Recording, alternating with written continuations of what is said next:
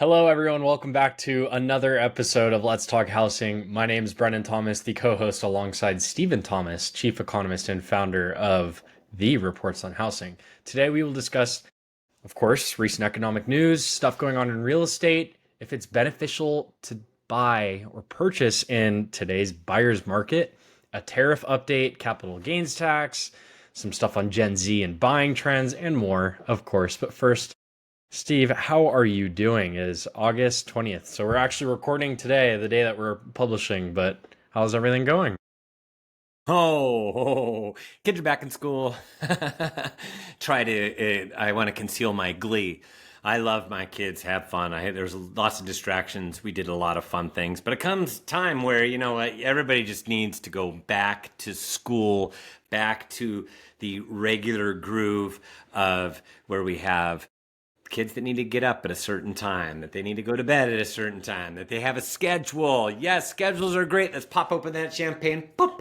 Yep, that's where we're at right now. Pretty excited. Back in the day, there was many, many moons ago, where I was a single dad, and when you were a little lad, and when you went off to school, I was very happy. I actually did pop a champagne cork one time. So there you go. So it was real. That's what's going on for us. So it's just back to the normal grind, and then soon we'll be knee deep in sports. So we're getting there. The high school kids, they go to school at the crack of dawn, and they're there all day, and then they have their cross country, and they have their flag football practice, and then they're home at 5. So it is a wonderful, big, busy, deep schedule that allows us to get a lot done now that the kids are back to school. So there you go. That's what's going on for us. How about you? What's going on for Brenna and Joseph? Well, I just returned from vacation with my partner. I got to see where she grew up and visited Washington State, where it's the state where I went to school. If you don't know, I went to Washington State University. Go Cougs! Um, it is beautiful up there and it is so relaxing. I was saying how oh, okay, you know what, maybe I'll take some days off and not work while I'm up there, just enjoy it. And I didn't know I needed it. It was so nice and got to go into Vancouver and oh my gosh, I had just the most amazing time and it was so much fun and yeah, it was just what I needed, a good reset. And then I came back and all of a sudden it was just boom, right in my face. Here we go again. Back to the excitement of housing. So much has happened. I'm excited to just keep digging into what we do and keep improving. But I got things I'm looking forward to now with a couple weeks ahead. I got like concerts and fun little mini vacations, wine tasting, a whole bunch of stuff. So I got a lot going on and I'm so excited. To fill me in and the rest of our listeners, what has happened over the last couple of weeks with the real estate market? What's happened with supply, demand, and expected market time? So there's been an improvement in rates, and so we're just a little bit above 6.5%. And it seems like that's what we refer to it as. I think I got this from.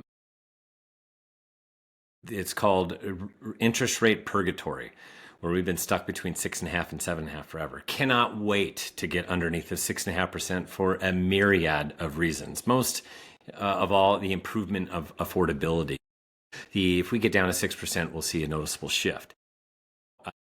So what's happened with that is overall, I was looking to see what the differences were in all the different markets that we track, and we actually had inventory go down net for everybody a little bit, and we had demand go up at a faster pace. So there was an improvement pretty much from almost all the markets. There's a couple of exceptions, but almost all the markets. So the overall, when you add up all of the demand that we have, that's new pending sales, as well as all the available homes down slightly, demand up even more. So overall, we're actually seeing a real improvement in the market.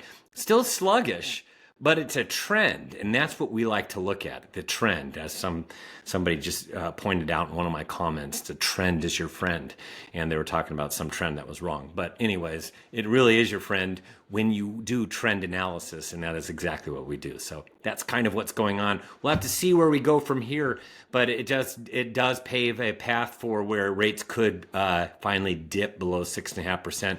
Everybody's got their fingers crossed, myself included. Can't wait to get there.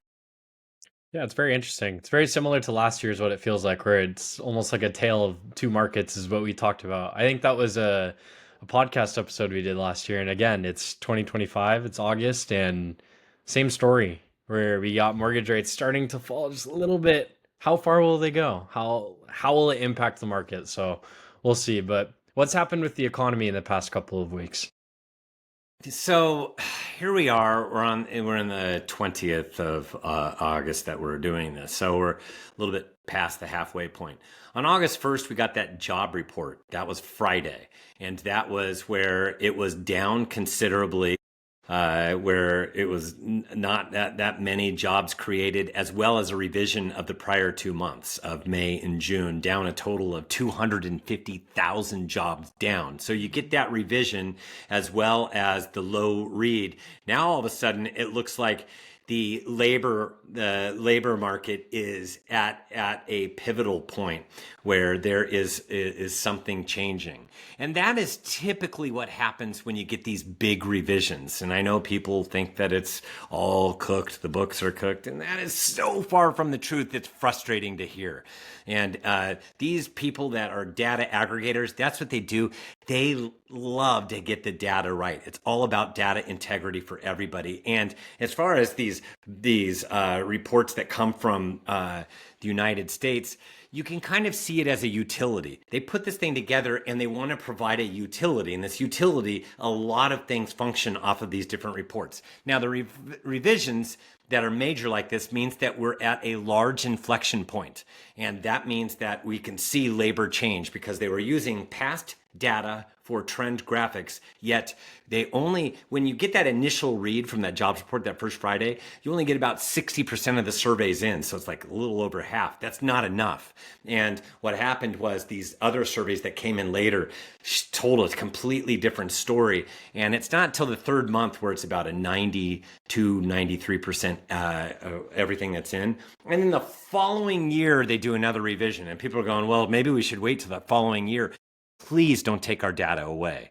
Us economists like the data because it really does paint a picture where we're able to paint where we're going. Otherwise, we're going to have to no longer rely on the government and we're going to have to go to private sources, and that is not what we want to do. So we want this integrity in data to stay the way it is. They're not political people. You go in there and they're just talking nerdy stuff like we are, all about data and stats, and that's what they want to hear and talk about, and they want to get the numbers right. And that organization, the BLS, is so transparent. They tell you exactly how they arrive at every single one. There's nobody making up anything. It's not really made up anything. It's like reading this stuff and then saying, okay, we have a revision because we have more stuff that came in, and these are the new numbers. Sorry that they were off before because we were using trend analysis, and the reason why they were looking at past trends, if the trend is now changing and now you get a further erosion in the job market, that what happens when you get them all in is now that trend from the past doesn't work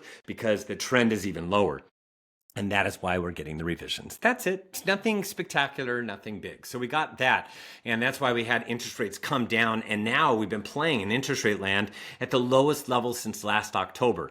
And they're up slightly over like the last couple of days. But they did go up a little bit last week. And the reason for that is because we got inflation reads. We got CPI, which everybody follows, which is actually not the preferred inflation gauge for the Fed. That comes out later in the month, called PCE. But they have CPI and PPI. That's a producer price index. That producer price index is how much are these people that are producing stuff, how much is their cost of goods that it costs them to purchase things. Well, if all of a sudden the producer price index or cost of goods is going up, that's a problem. And that's what CPI and PPI has shown. It was coming down till the start of the year, about February, March. Then the tariffs hit, and now it kind of flattened out. out, and then now what's going on is it's starting to rise. This is not going to scream out of control. It's just going to make the cost of buying things go up considerably for many, many different products. And you can actually see where it's going to affect people's pocketbooks, and it's just a matter of time before it affects them in many different ways. So that is what inflation is all about. And there's a dual mandate that the Fed has, and that is maximum employment, which it's starting to erode, and we're having price stability, which is also starting to erode with inflation going up. But over the two, which one does the Fed care about most? It's the maximum employment. Because we're not going to get inflation that goes out of control like it did in 2021. That's not what we're going to get here. We're going to get some inflation, yet if we have all of a sudden the job scene crater, they're going to want to repair that and fix it. And the only way to do that is to allow more capital to flow, and that is by bringing down rates. So that's ultimately the pathway. That's why they're still priced in right now a 1/4 point rate cut for September. A total of there's now these odds of a third rate cut are growing by December. So we'd probably get one in September, one in November, and maybe one in December. So now the odds are going up for 3. But last week with the inflation prints, the odds for the third one in December, or for there only to be 2 now, is increased. 3 is now dissipating. But if we get a bad jobs report again in September, and if that happens, and maybe a further revision because of the trends that they were using before, which the trends are they're starting to see it. But if we get that's 71,000 print from July goes down to like 30,000, and then we have another poor report that comes out, that could actually set up 2 cuts in September. We could get a 1/2 point rate cut, or it prices in the definitive third rate cut for the year. So that's ultimately where we're going, and we can actually see interest rates float further down below 6.5% for the first time since last year.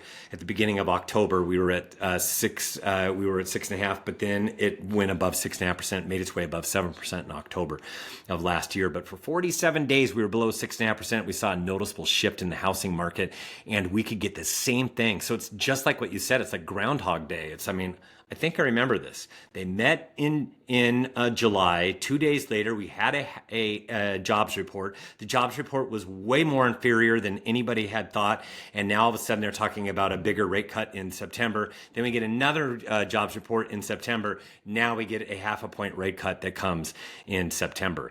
This could be the Groundhog Day all over again. It's what it's setting up. They met, bad jobs report. They'll get another jobs report in September. So we'll just have to wait and see. I will say everything's very similar to last year. One of the key differences this year is that some of the markets they seem to be peaking in inventory, which is a very, very interesting thing out of nowhere from what it seems like. Yeah, you know what? I didn't even talk about that, but that is something. When I say that we see the inventories coming down, we've actually seen in some markets like there are some markets that peak between July and August, and one of them that we follow is San Diego County, and that it actually peaked in July, and that's normal for San Diego. San Diego is one of the first that peaks earlier than everybody else, and then after that comes Orange County and all the counties that we look at, and then after that comes LA County, and it looks like we haven't quite hit it in LA, but we hit it in San Diego. We hit it in Orange County 2 weeks ago, San Diego 4 weeks ago, and it looks like LA County might be this one. So, and the only thing that can change that is if rates go up. But I don't really, right now from our vantage point, it doesn't look like the economy is going to show that continued resilience that it has over the last several years, especially after they had that 1/2 point rate cut that last September. Instead, the economy wasn't as resilient, and we had some issues. And that kind of seems to be the path we're going down because of how many levers have been pulled in the economy with this current administration. It's going to cause a little bit of breakage, and we're starting to see that in the jobs numbers, and we're also seeing that a little bit in inflation numbers as well. Mortgage rates again have entered, like you said, in the 6.5 territory, which feels like a relief, even though we haven't been here super long. But this is a big boost for everyone, of course. The question still remains as the market develops and things change. Is it still a good time to buy? Is it even more beneficial to purchase in today's market as it's dipping into a buyer's market, which means more concessions? Yeah, this is It's definitely developed the market where it is a really good time to buy. This is one of those things where, gosh, if I'm going to take advantage of a marketplace, it's like Warren Buffett says, you take advantage of it when not as many people are apt to want to purchase. And this is kind of one of those markets. We've had the same number of buyers want to purchase, yet the difference is we've had more homeowners come on the market this year compared to last year, and last year we got more that came on than the prior year, 2023. This year, we have a lot more homes coming on the market than 2023 when very few homeowners came on the market because of how high rates had gone. And they said, we're just staying put. We have really good rates. We're not moving. And that has slowly but surely changed, and there's more people participating. The difference is it's matched up against very, very similar year-over-year pending sales activity. So as a result, these extra homes that are coming on the market are accumulating, and that's how we've developed this more competition for sellers. Especially at the entry levels, there's even more competition there. So if I was a buyer and having trouble purchasing, because a lot of them wait for that cream puff property, they're on their phones, looking at their apps, waiting for that home to come on the market because they've seen everything else. Something comes on the market and they get so excited. They go, "Oh my gosh, there's a good property that just came on, checks all the boxes." They go, "Oh my gosh, this property is great."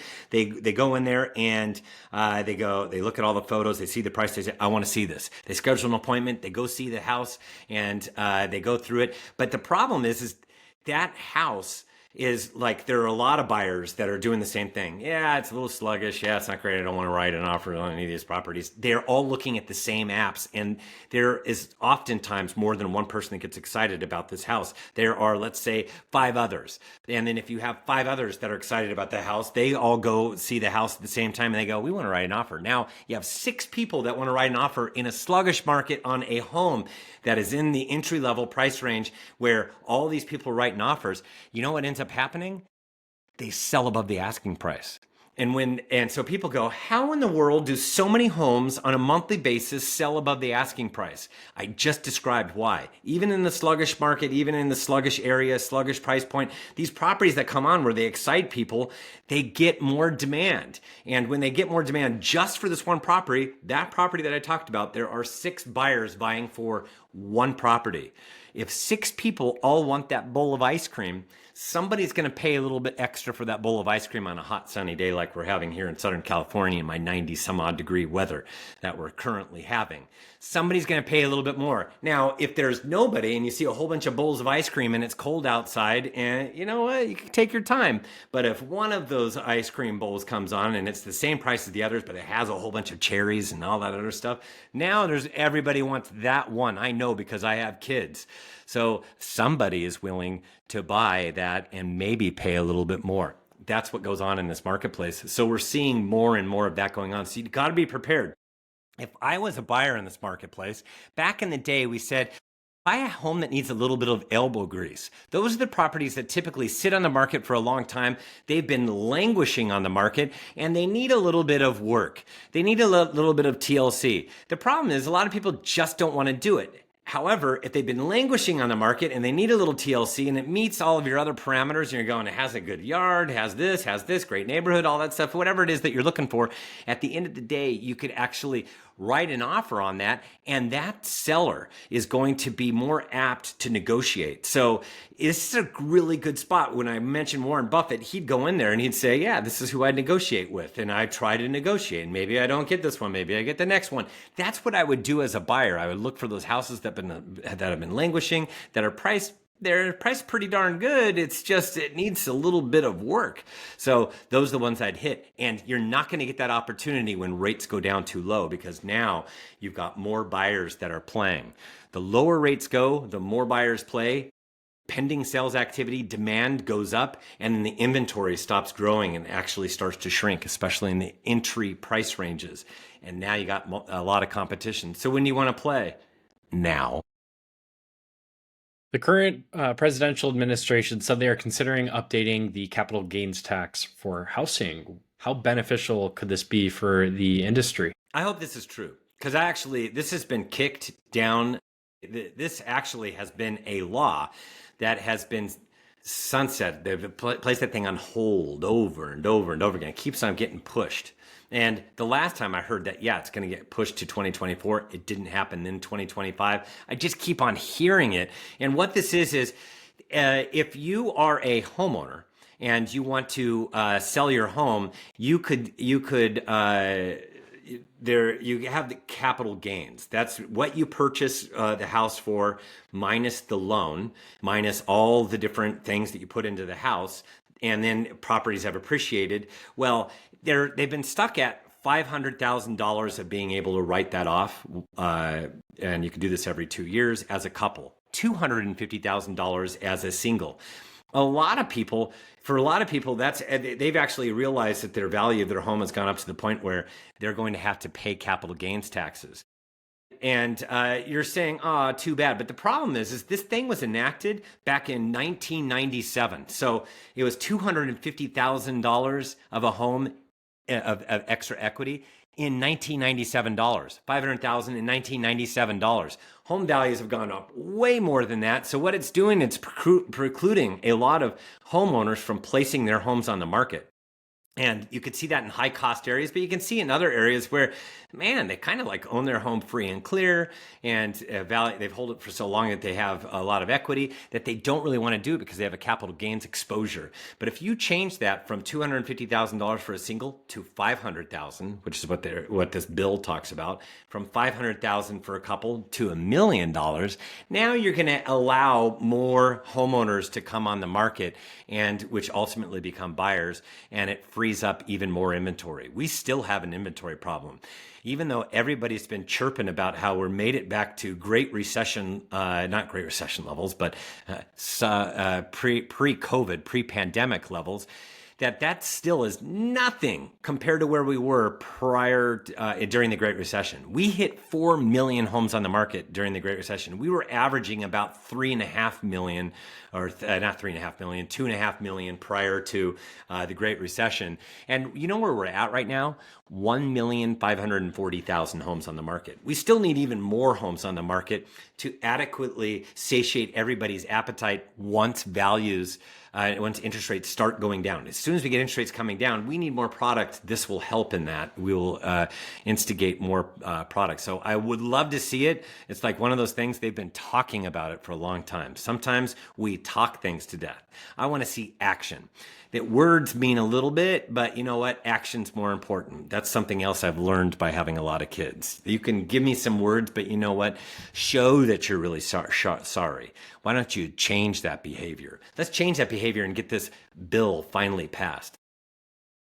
Well, on the topic of action, there's been a lot of action in the tariff, I guess, aspect of the world. So, will the new round of tariffs affect housing at all?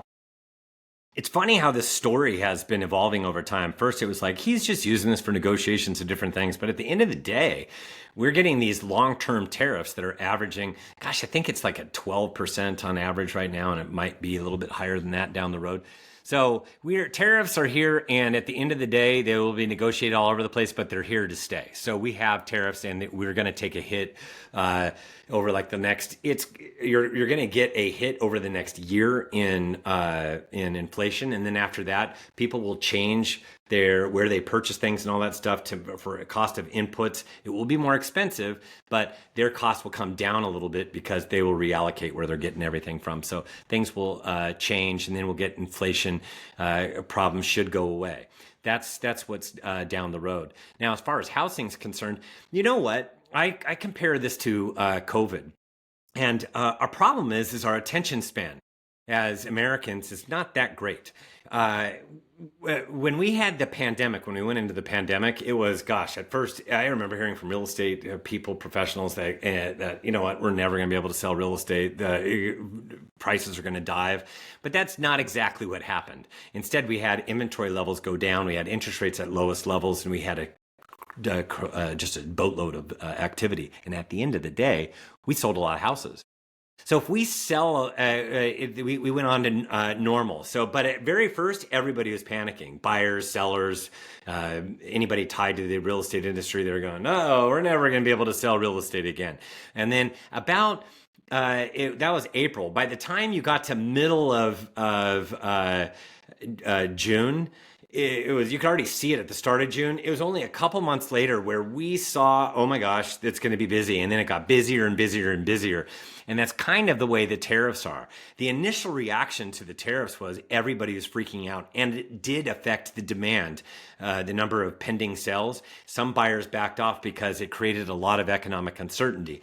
But the further we get away from the initial announcement of tariffs back at the start of April, at the end of the day, people are done talking about tariffs. We've tariffed it. We've all talked about tariffs. Everybody now understands tariffs more than they ever have prior to April.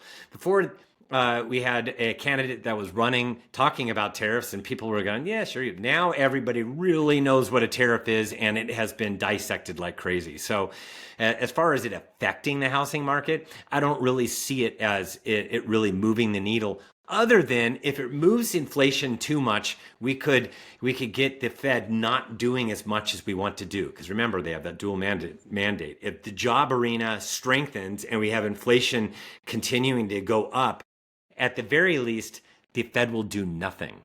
But if it gets to be too big of rises in inflation, the Fed will step in.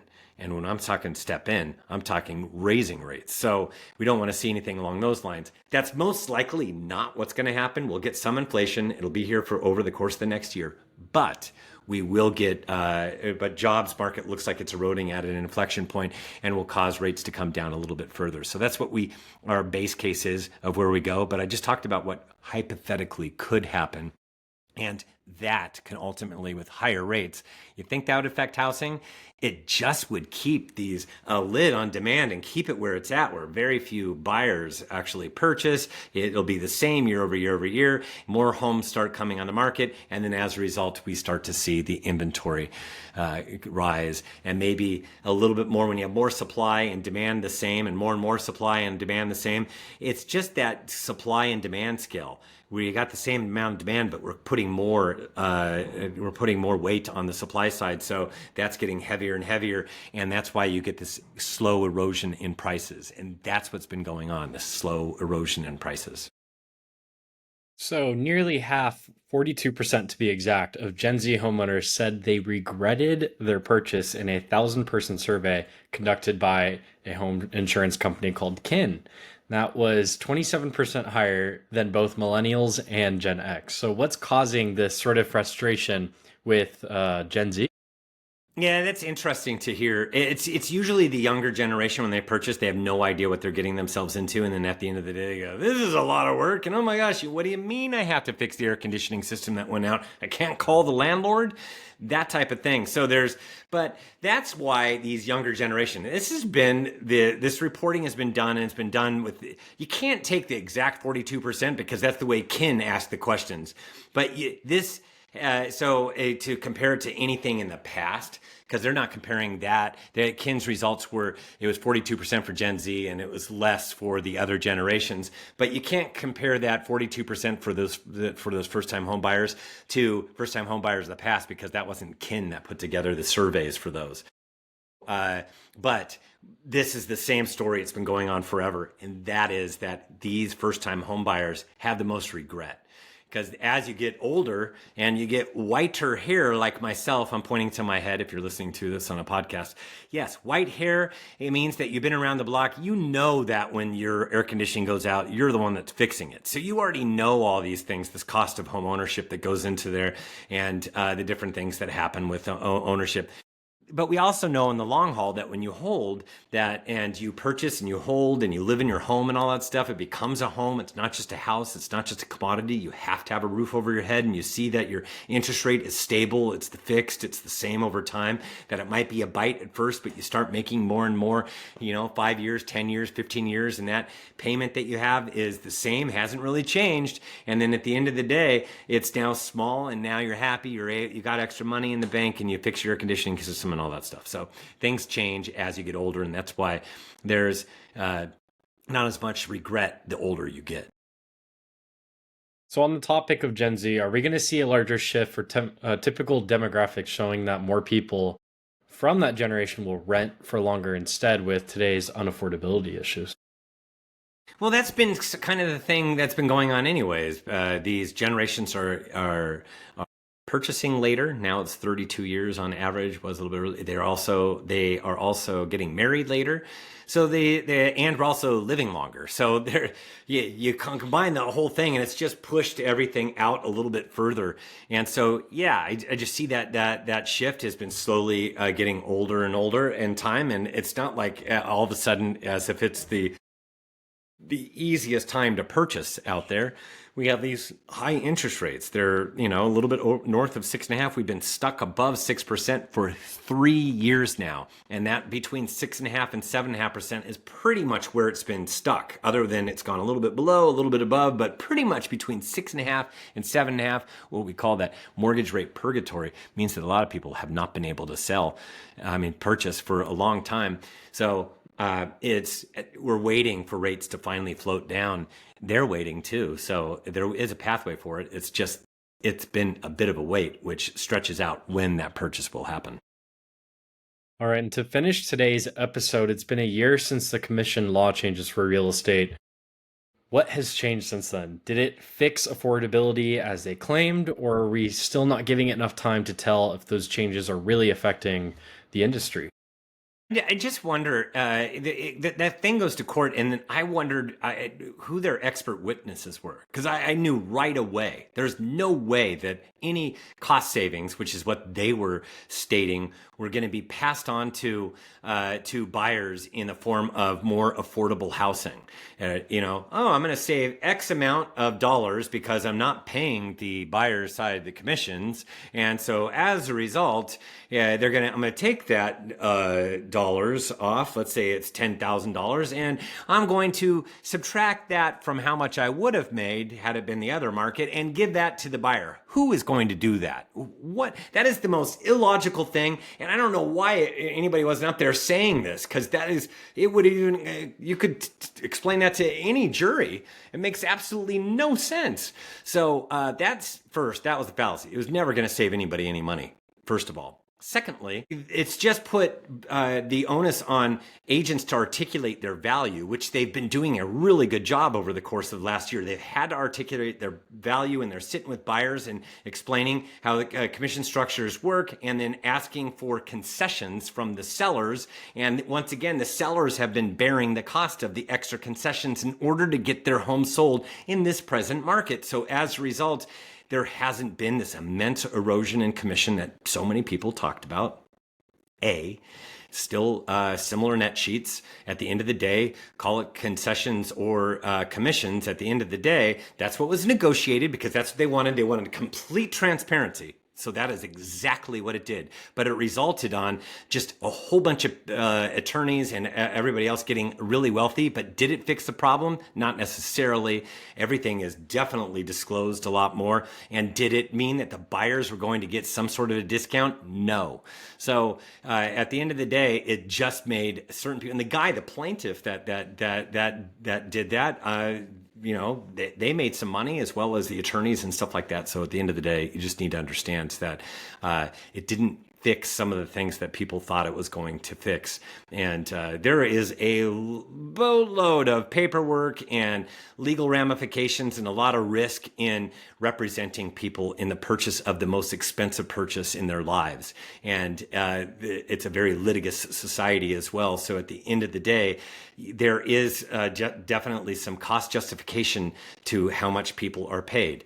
And I'm never going to get into the debate as to how much what needs to be paid or how it needs to be structured or anything like that. I just know that it is a boatload of work with a lot of contracts. This is not the 1970s where you can write it on a napkin and sell a house. This is the year 2025, and everything is extremely complicated. And so there's a lot of exposure there as well, and a lot of paperwork and a lot to do to get these homes sold. So work with the best expert is my advice, and they'll help navigate so that you come out on the best side of this. And that's my recommendation. But has it changed much? No. Well, thank you, Stephen, and thank you everyone for tuning in to another episode of Let's Talk Housing, episode 55. So if you've been with us since the beginning, or if you're just starting to tune in, thank you so much. please leave us a good review. And if you have any questions, you can throw it on our social media platforms, or you can email me personally at brennan@reportsonhousing.com. Now, if you want to learn more about what's going on in the real estate industry, go check out our YouTube channel. We got super informational videos there, of course, by this podcast, of course, and then as well as your housing debrief, Steven. So I have to shout that out because it is good stuff. Other than that, go subscribe to our reports if you haven't already, and we will see you very soon, and have a fantastic rest of your day. Thank you. Thank you.